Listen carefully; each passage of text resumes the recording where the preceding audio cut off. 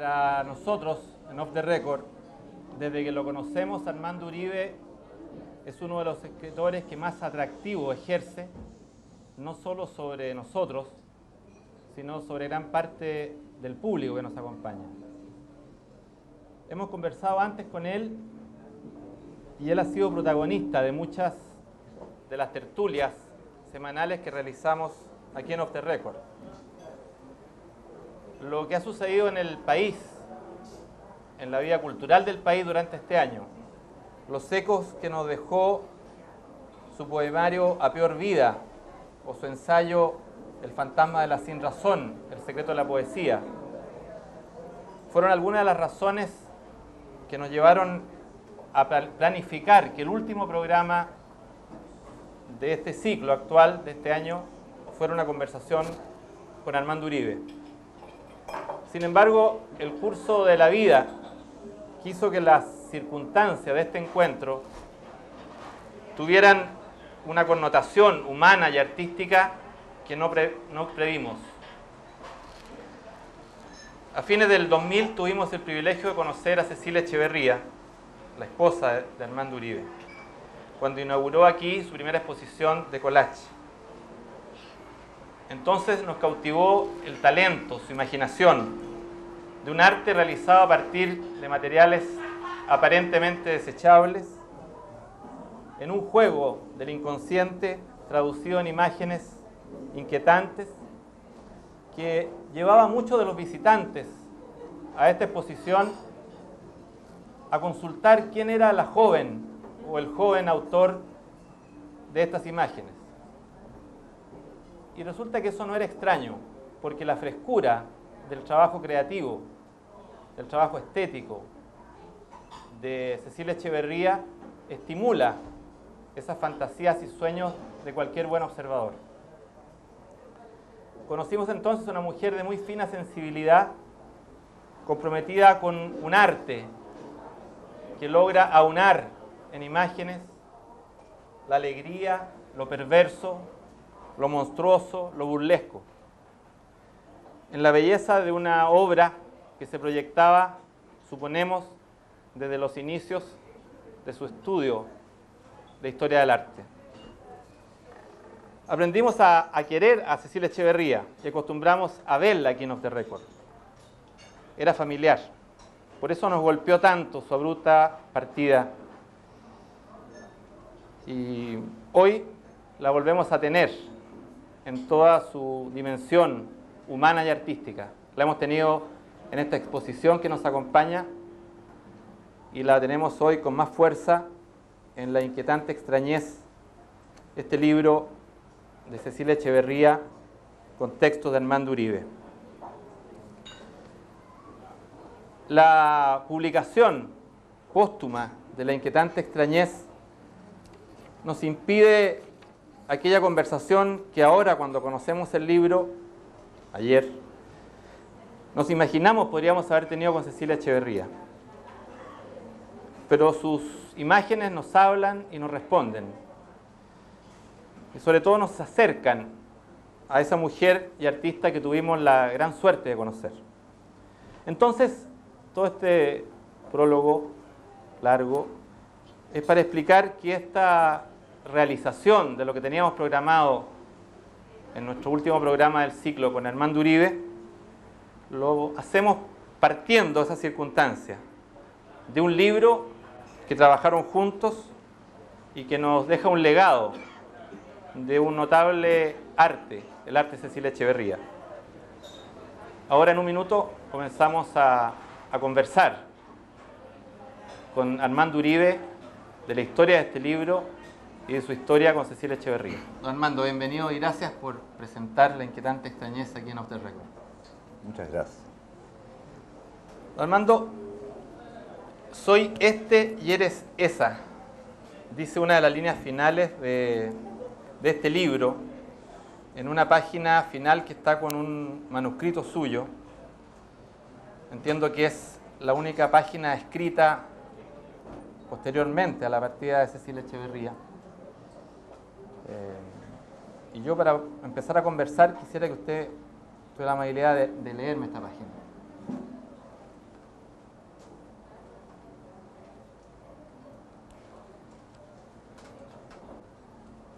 terminó como había vivido la belleza. La envidié antes de conocerla y después de casados, y ahora se le envidia su muerte. Al mañoso, al imposible, lo supo llevar toda su vida como en andas. Sus 3 últimos años los pasó ejercitando un arte que la revelaba.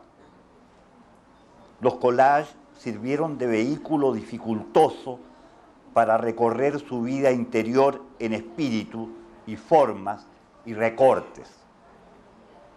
Había empezado a ensayarse en el secreto de su arte muchísimos años atrás, mirando, ensimismando y emulando originales famosos o anónimos, pinturas, fotografías, la experiencia de las ciudades y de la naturaleza, los seres humanos, las criaturas, el creador, la creadora, viviendo en suma.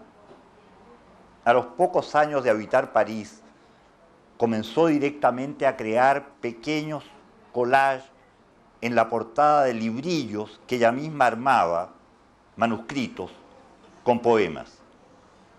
Los regalaba anualmente en los cumpleaños al autor de esos textos. Estos se han marchitado, los collages no, se comprueba en el libro. Y las dotes de su arte echaron chispas desde hace 3 años de vida en nuestro país. Sus obras constituyen una preparación espiritual a la muerte que a todos nos llega a su hora. El autor de los textos cree ser un collage que ella dejó inconcluso. Don Armando, este texto yo se lo pedí porque sintetiza de alguna manera esa vida que compartieron el arte, la poesía y la vida por más de 40 años. Yo antes de preguntarle sobre cómo se materializaba este trabajo conjunto, que obviamente provoca una gran curiosidad, quisiera, si usted me lo permite, quedarme en algo más personal y quedarme en la sensación del mañoso, del imposible, que Cecilia supo llevar toda una vida como en andas. Esa sensación suya al momento de ver cristalizado este libro que por las circunstancias cobra una insospechada proyección. Yo me he sentido siempre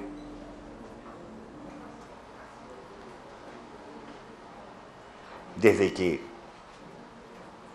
conocí a la Cecilia por imagen, quiero decir una fotografía en una revista, el año 48, cuando yo tenía 14 años. Me sentí siempre llevado por alguien que estaba personificada en esa imagen con trenzas en una playa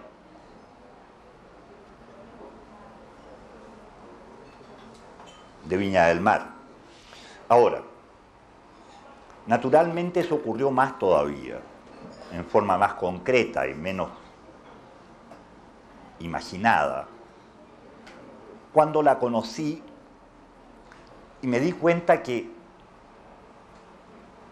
era la única persona que podía entenderme, así como yo procuraba entenderla, de imagen en imagen. En esa época, de los 14, los 17, hasta los 20 y 21, un tío segundo mío llamaba a las niñas muy bellas, las llamaba imágenes. Bueno, y cuando la imagen se transformó en persona con las 3 dimensiones, me sentí llevado por una fuerza amable, como no la había conocido nunca y no la he conocido nunca. Eso puede llamarse amor. Puede llamarse tal vez con otras palabras, menos trillada. Pero es un sentimiento que en mi vida ha sido el más profundo, absoluto. Cuando Montaigne, en un ensayo sobre su amigo muerto, termina, después de hablar del afecto profundo que le tenía, que se tenían entre ambos, dio la única descripción del amor y la amistad, ambos juntos, que creo valedera. ¿Por qué? Se pregunta y dice, porque él era él, porque yo era yo, porque ella era ella, porque yo era yo. Me permitió ser yo. Bueno, y lo fui en cuanto ella lo quería. Eso no me quitó autonomía de ninguna manera, ni independencia. Eso no alteró el carácter firme y fuerte que ella tenía y también el que yo tenía y sigo teniendo con lo horadado que me ha dejado su muerte. Porque ella era ella. Y si estoy aquí, porque yo sigo siendo yo. Como me lo permitió, como me indujo. Como recurrí a ella para poder ser. Bueno, estas son cosas que pueden resultar escandalosas, dichas cara a cara, en voz alta. Y efectivamente me escandalizan. Jamás habría podido decirle a ella lo que estoy diciendo aquí ahora. Y de hecho nunca hablábamos de estas cosas. Hablábamos de manera cotidiana sobre lo que ocurría en este mundo y lo que podía ocurrir en el otro. Porque en conversaciones irrepetibles también hablábamos, sobre todo yo, que soy gárrulo, hablábamos de lo de más allá. Hablábamos, por ejemplo, de la resurrección de la carne. Y discutíamos riéndonos por lo demás, porque todo esto no era cosa de altavoces elocuentes, sino cosa natural. Nos reíamos cuando yo le insistía en que la resurrección de la carne significa que el cuerpo y la psique, en la promesa dada gratis a los católicos cristianos, significaba que podíamos encontrarnos tal cual, pero mejorado.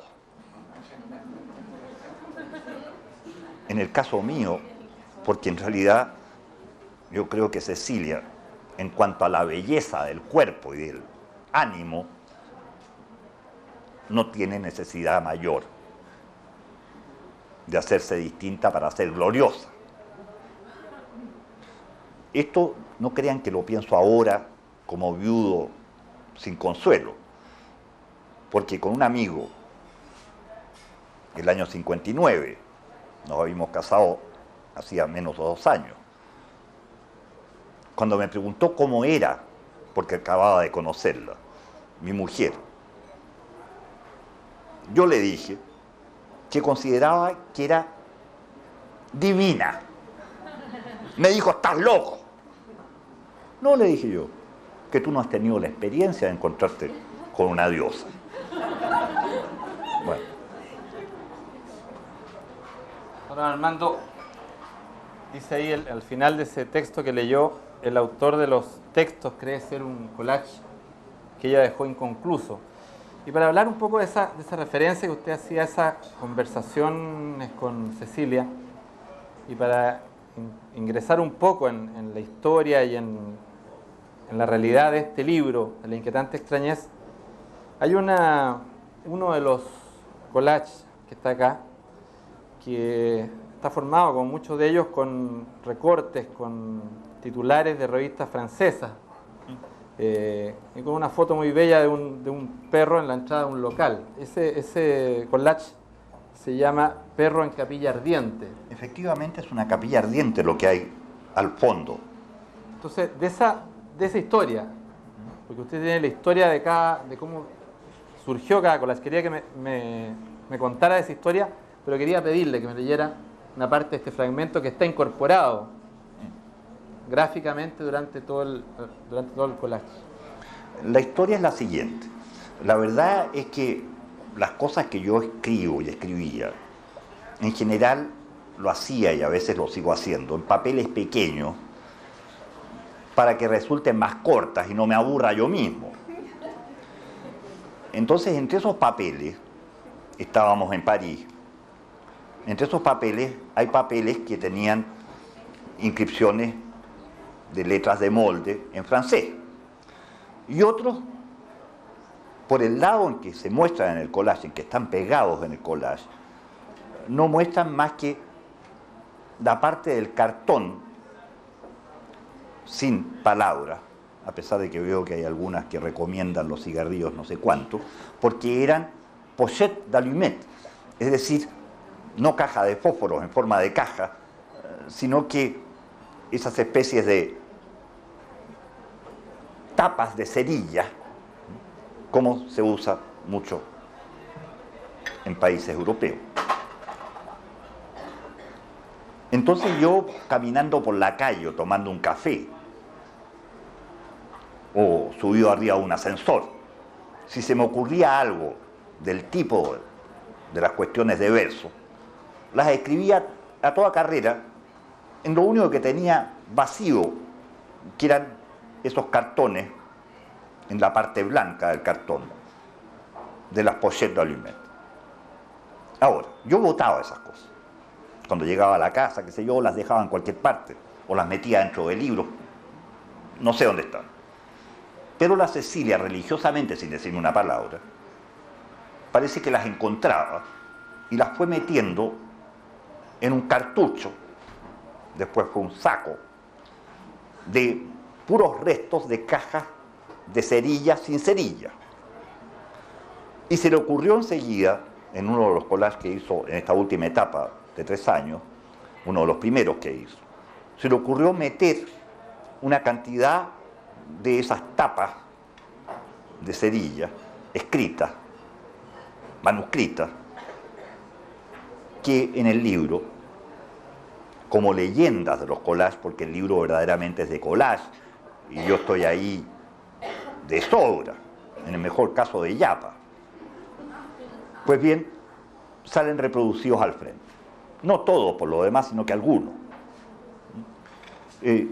No sé cuál es, porque la letra es muy pequeña aquí, en la reproducción, donde está este texto, pero sí que está.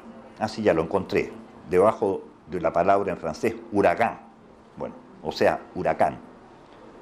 Los zorros y los lobos tienen sus madrigueras, pero el Hijo del Hombre, los hijos de los hombres, ¿dónde reposan? ¿Dónde descabezan sus sueños? Pesadillas, y que troten las caballerías de los degüellos, que se abra el lacre de los sellos. El faraón es el pecado, dice otro de las tapas de fósforo. El faraón es el pecado. Arráncate del faraón. Rojo el mar, los pescados negros son. No eres Moisés, soy la hez de la hez. Me hace falta. Leo, intento esto porque la última línea sigue siendo válida, aunque todo lo demás no valga nada como literatura. Ahora, Armando, este trabajo de Cecilia con los collages, que usted de alguna manera describía recién, comienza durante el exilio en París. Así es, pero había ya ensayado, desde que al mismo tiempo hacer clases de historia del arte en la Escuela de Arte de la Universidad Católica a principios de los años 60, siguió unos cursos de colores y de figuras con grabadores y pintores de la Escuela de Arte, como el grabador notable Eduardo Vilch. Y hacía ensayos de algo que no tenía el nombre de collage, pero se asemejaba a esto. Y tal cual yo botaba las tapas de la cerilla inutilizadas, ella esos papeles, que yo sepa, también los hizo desaparecer. Y yo no tuve la generosidad que ella tuvo de guardarlos yo mismo. De modo que de esto había empezado ya a la vuelta de Roma, donde fue muy motivada, donde estudió con grandes profesores de historia del arte, como Leonello Venturi, Mario Salmi, etc. Al volver ya hizo esas clases y tomó estos estudios. Más tarde tomó estudios también de pintura con Carmen Silva, durante un tiempo. Pues bien, en cierto modo, los distintos fragmentos que había reunido ella a través de aprendizajes y estudios, experiencias y dolores, se fueron reuniendo como las calcomanías que se meten en un vaso de agua y se abren, reuniendo en los collages que comenzó a hacer el año 75, 74, 75, 76 en París.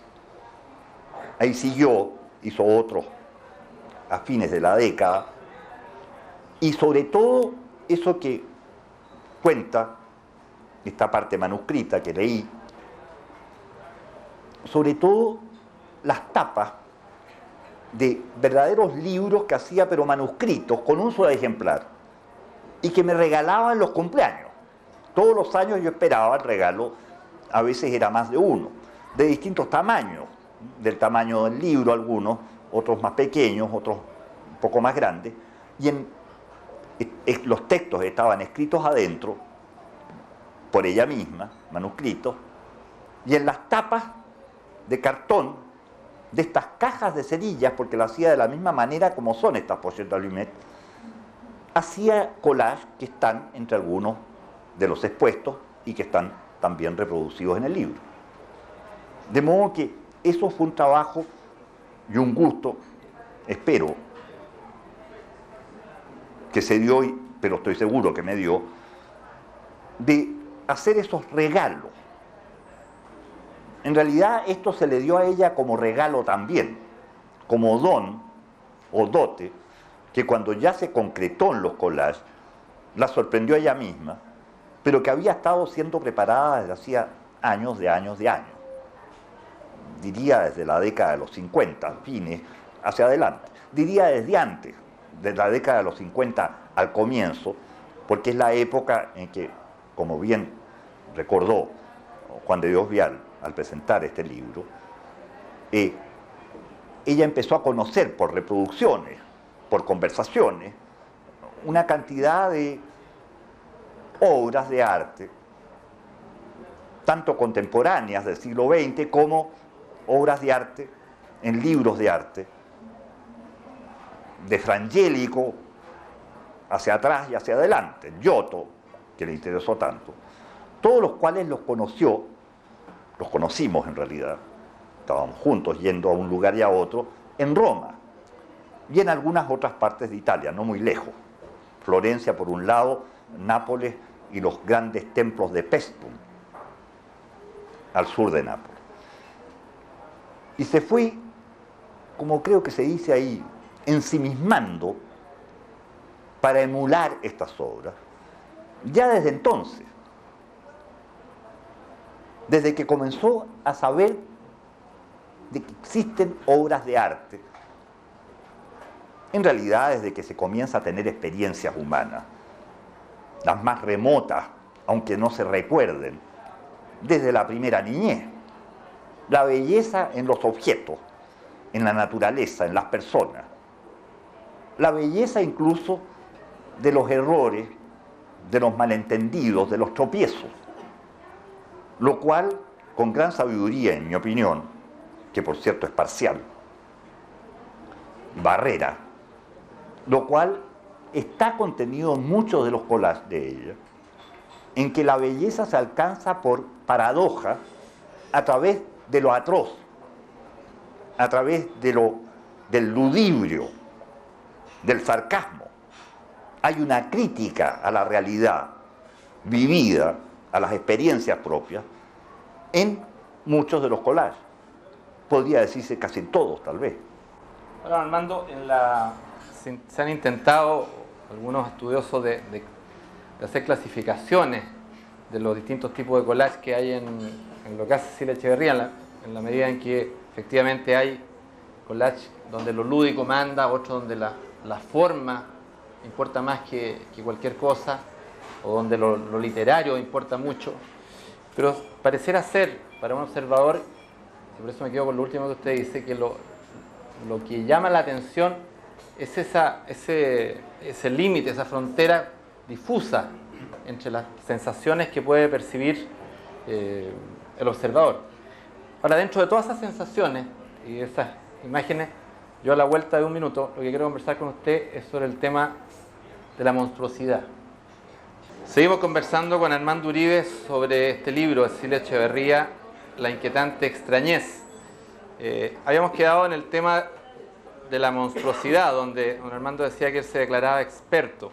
Hay yo decía que hay un rasgo que está en muchos de estos collages, en la mezcla de sensaciones que provocan, que tienen que ver con la presencia de lo monstruoso.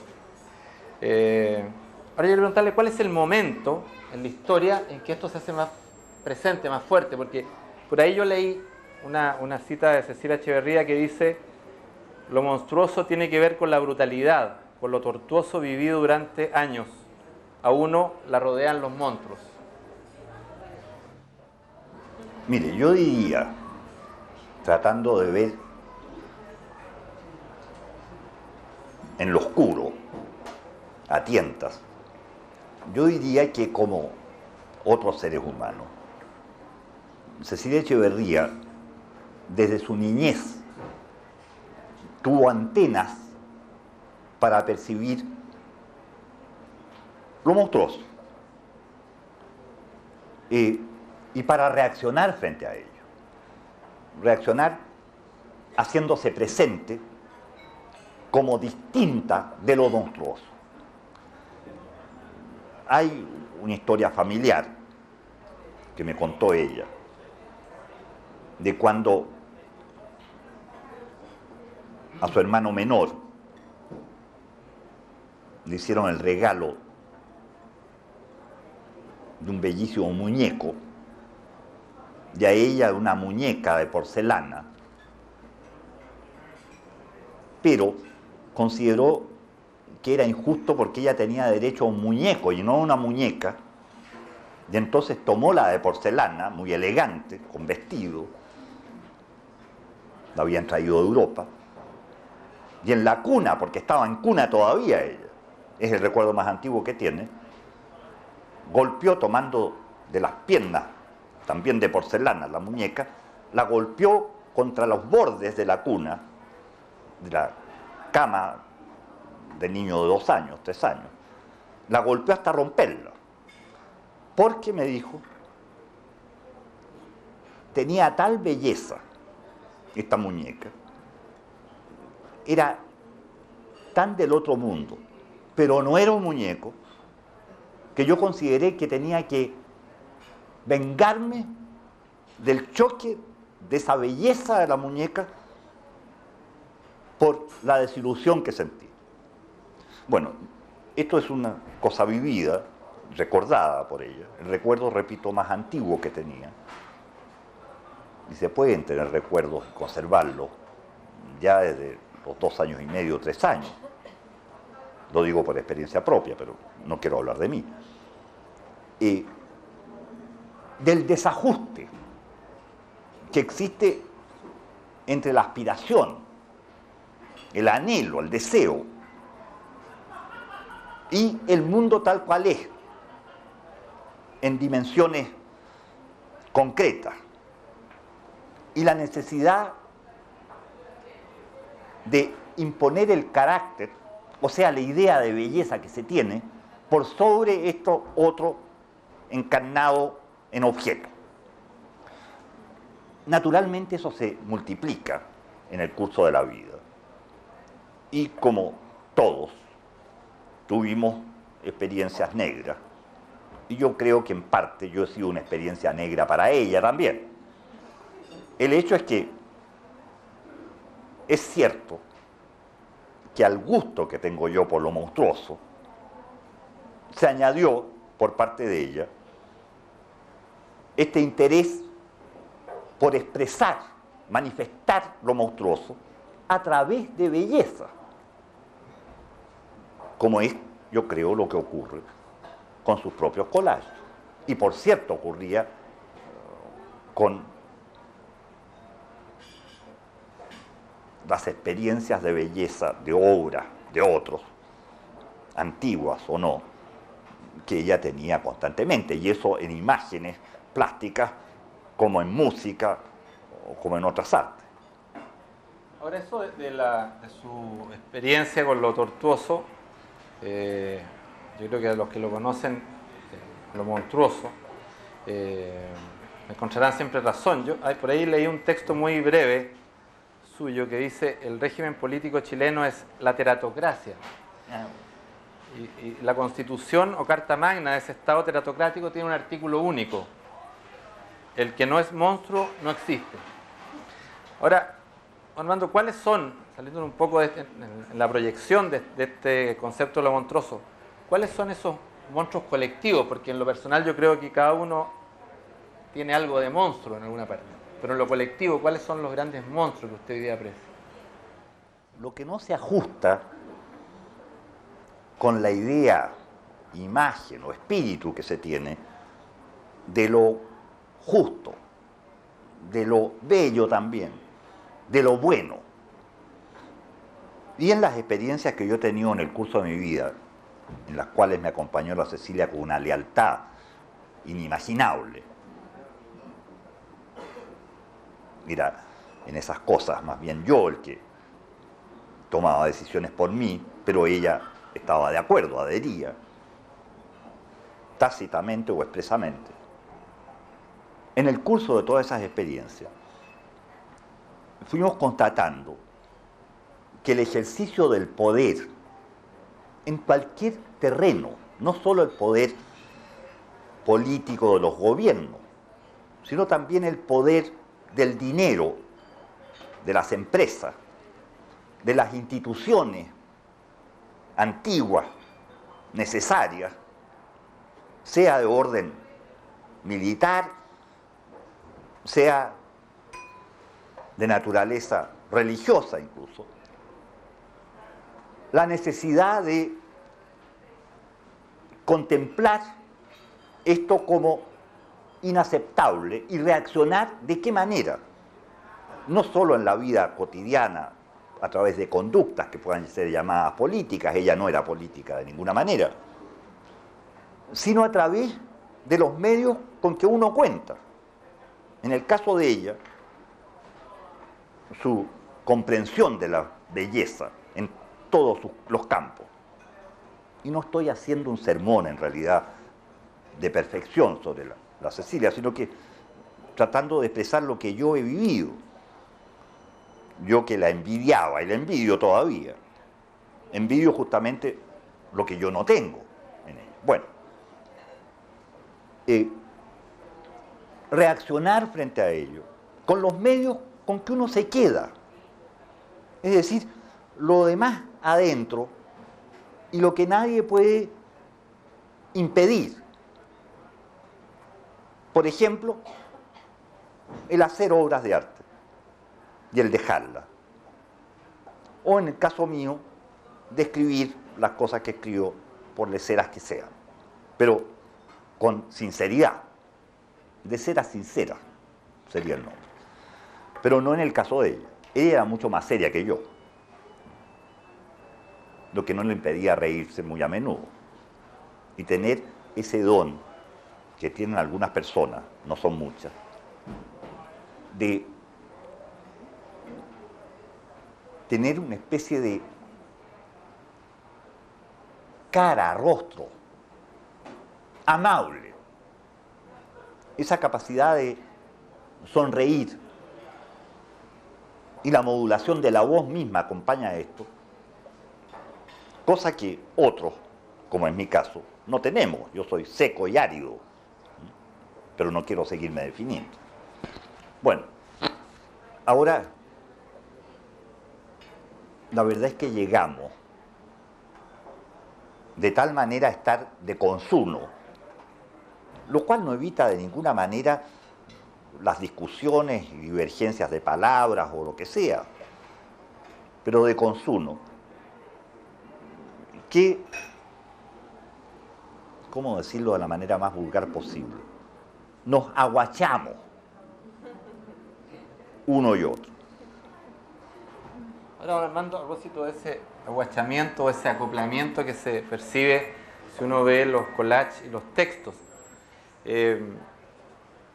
Obviamente en la obra de Cecilia está la expresión de su inconsciente. Y seguramente usted, que conoce toda esa historia tan larga, podrá ir viendo parte de su biografía personal a través de esa expresión de su arte. Ahora, la posibilidad de este acoplamiento, que usted lo cuenta como que pasaba tan casualmente, también tiene que ver con la posibilidad de encontrar esos dos inconscientes que están en el collage y que están en la poesía. ¿Hay un parentesco ahí entre la poesía y el collage? Ella misma lo reconoció en una entrevista que le hizo cuando la primera exposición, en noviembre del año pasado, la periodista Pamela Giles. Y reconoció que en realidad, partió de ella el decirlo, encontraba que había semejanza entre lo que expresan estos collages y cosas que yo había escrito e incluso publicado. Es decir, una manera de ver, con dos experiencias de personas distintas, que tenían autonomía una respecto de la otra, de ver en un ángulo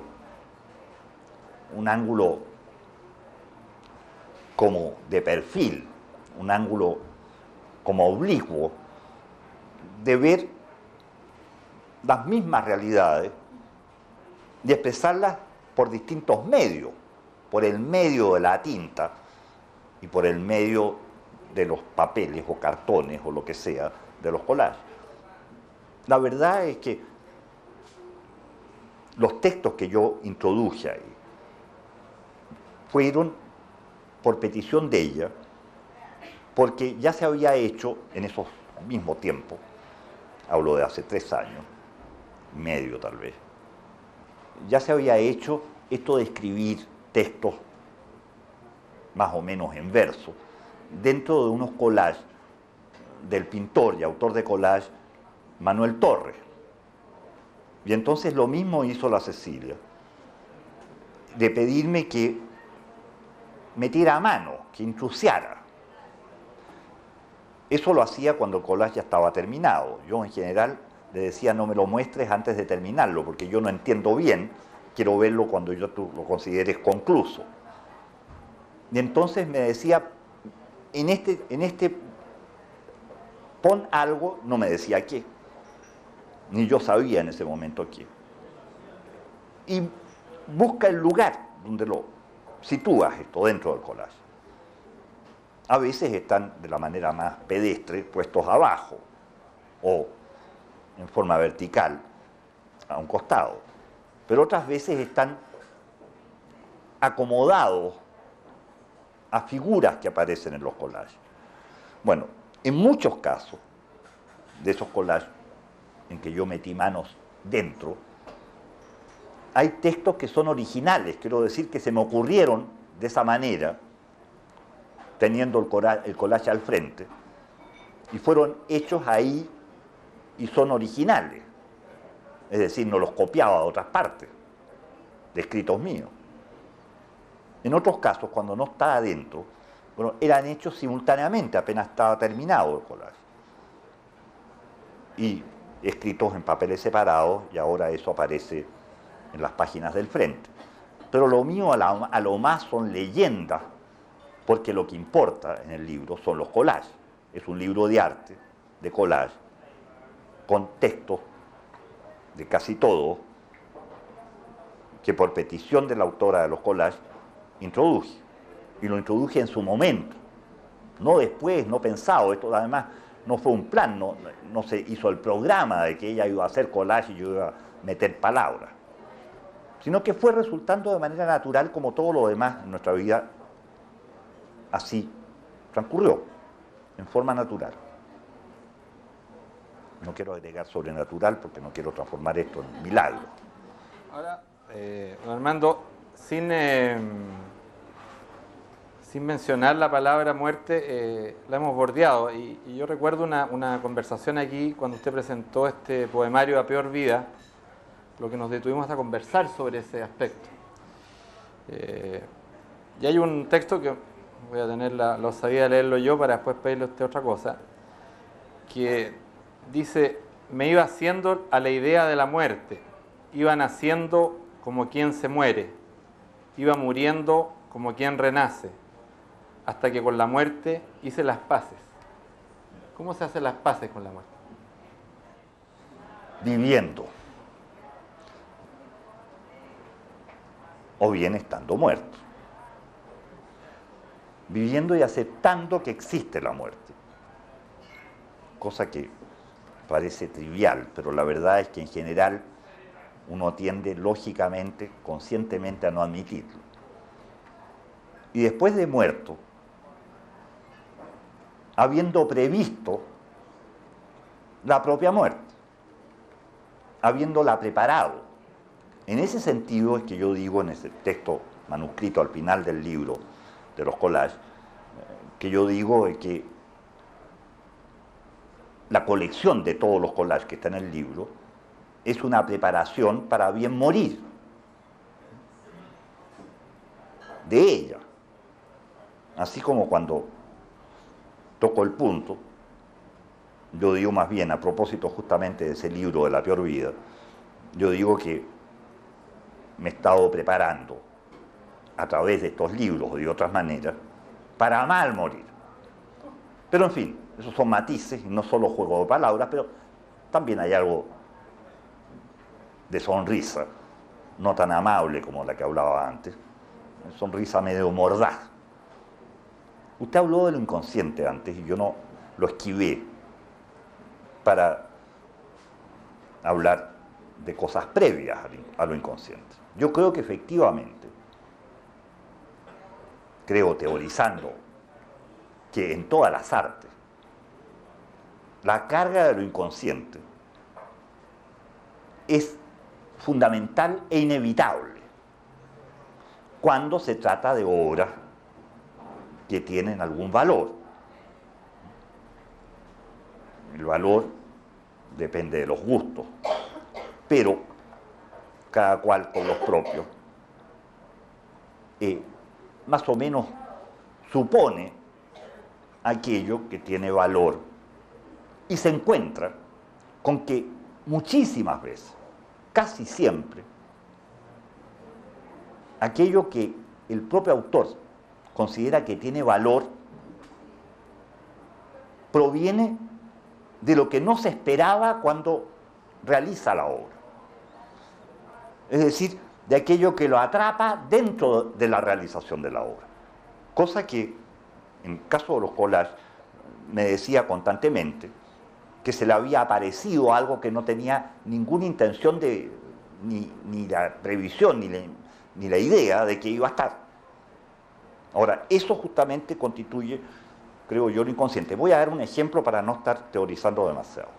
En el collage que se llama Los Chivos, y que efectivamente contiene la imagen de una mujer de aspecto casquivano, con los labios muy pintados de rojo, y un chivo al frente.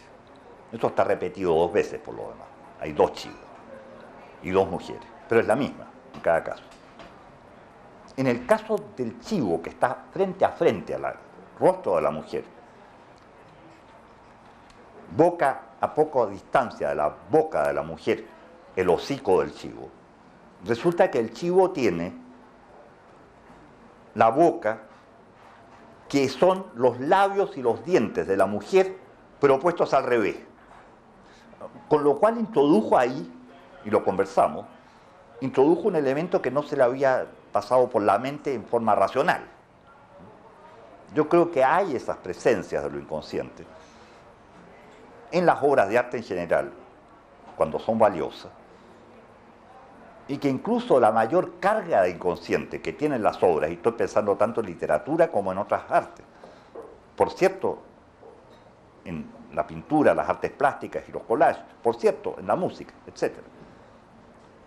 Cuando aparece el duende de que hablaba García Lorca, que no es, dice García Lorca en ese texto notable de unas conferencias, que se llama Teoría y Juego del Duende, no es ni la musa que viene y va, que de repente se aparece y de repente se esconde detrás de la cortina y no se le ven ni los pies, iba a decir ni los zapatos, pero en fin, musa con zapatos. Bueno, ni tampoco el ángel de que habla.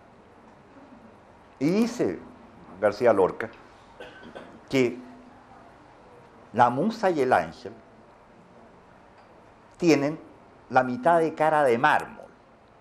Es decir, hay una parte que es sólida pero impuesta, compuesta, hechiza se podría decir, aquí. Mientras el duende nace, dice, de la planta de los pies y coge a la persona entera. Lo describe a propósito de unas bailadoras de flamenco españolas, en un concurso de bailadoras o bailarinas, porque eran muchas jóvenes, casi todas jóvenes, cuando,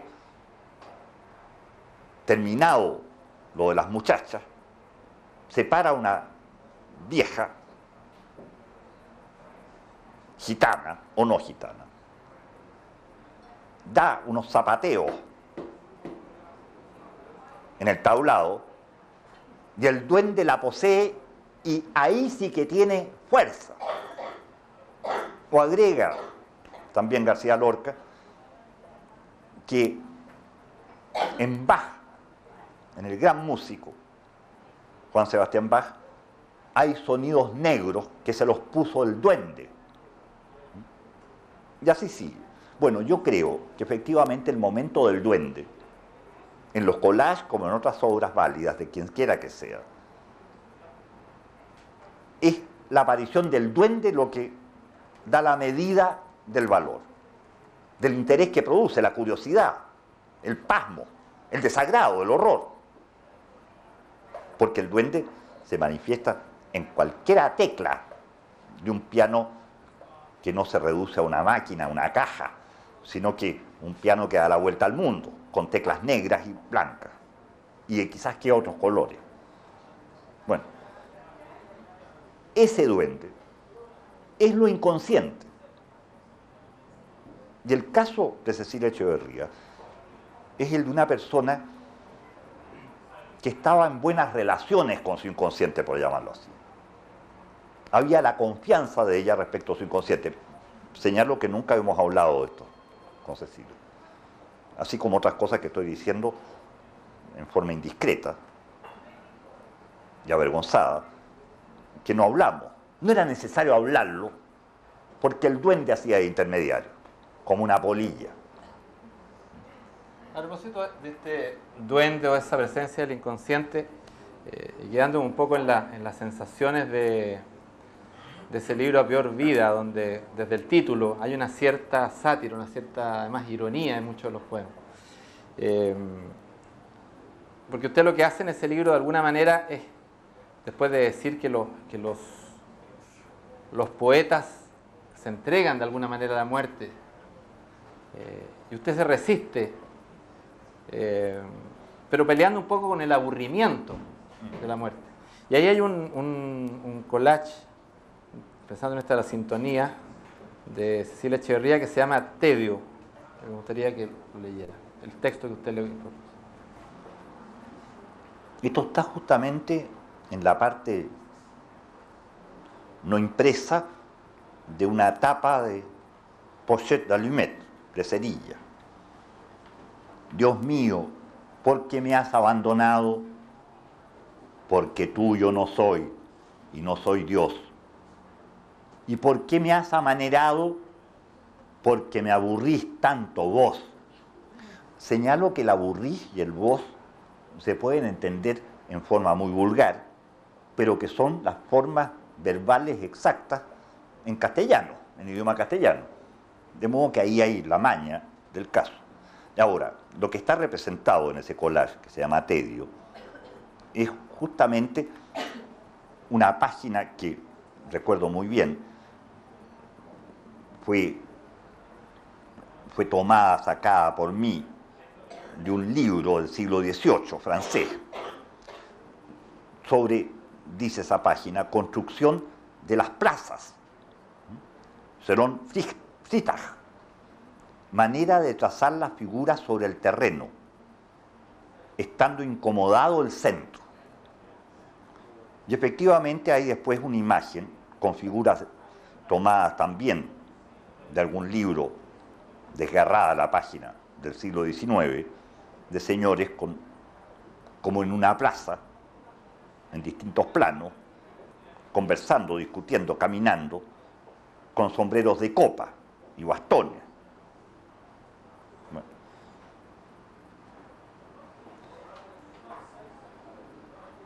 Dice esa página del siglo XVIII, genuinamente de entonces, de un libro impreso en esa fecha.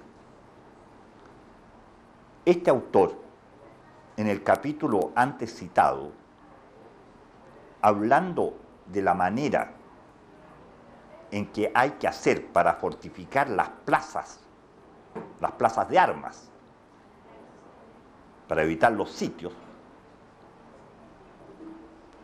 que en ellas no puede haber ningún centro. Ahora, eso lleva a la disputa de esa idea de lo infinito, que si recuerdo bien la frase, que es muy antigua y la repitió Borges después, en que la periferia del círculo no está en ninguna parte y el centro está en todas, o algo semejante. Ese tipo de cosas, eso sí que lo conversamos, claro, a propósito de Borges, no a propósito de eso, pero aparece eso y se me ocurre que lo que yo estoy interpretando ahora, estoy tratando de interpretar, tampoco lo conversamos, es lo de inconsciente que tiene ese collage.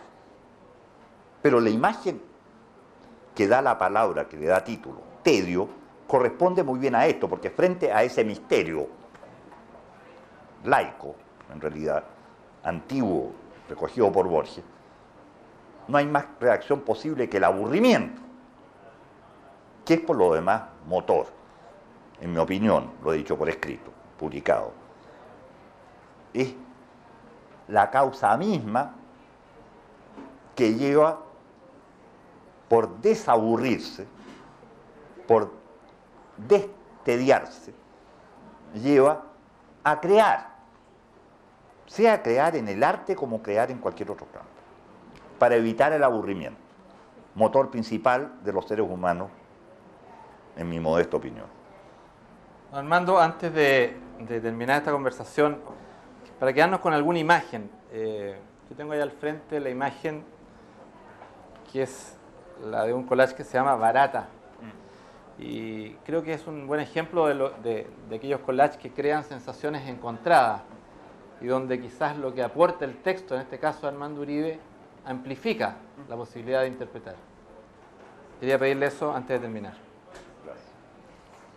Ese collage fue llevado al taller del editor de este libro, Edmundo Rojas, que es un garage en el fondo de una casa, y fue llevado el original para que él, con una máquina de escaneo que llaman, que parece cosa de cementerio la palabra escaneo, como si pudiera rimar con cráneo, pero sería craneo. Bueno, entonces en ese patio, mientras estaba siendo escaneado, recién hecho el collage, yo escribí lo que dice aquí.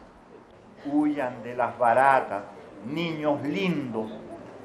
Esta barata tiene piernas. Súbanse, niños, a los guindos. Esta barata come carnes tiernas. Corrieron tanto que enfermaron de hernia. Comieron tantas guindas que los trataron de indios. Si yo le pidiera que usted escogiera algún collage detrás del cual hubiera una historia especial de ese trabajo, de esa relación con Cecilia, ¿podría escoger uno y leerlo? Mire, me está empujando a algo que, si estuviera en mí, lo evitaría, pero yo trato y creo ser honesto en los gustos, por lo menos. La madre es el mamut, desaparece en la noche del tiempo, pero de noche aparece el mamut, mujer de coitos, por ejemplo, que emboca vulva al miembro y enarca la testuz. Tú. El epígrafe, que es de un poema de Residencia en la Tierra de Neruda, poema que se llama Material Nupcial, en una línea dice: su sexo de pestañas nocturnas parpadea. Bueno, Armando Uribe, agradecemos esta conversación, esta aproximación distinta que queríamos con Cecilia Echeverría. Sabemos que este libro tiene una belleza y una inquietante extrañez que la historia que usted nos ha contado proyecta en toda su dimensión. Así que por una vez más, Dr. Record le agradece su presencia, su conversación y su generosidad para estar con nosotros. Muchas gracias. Muchas gracias.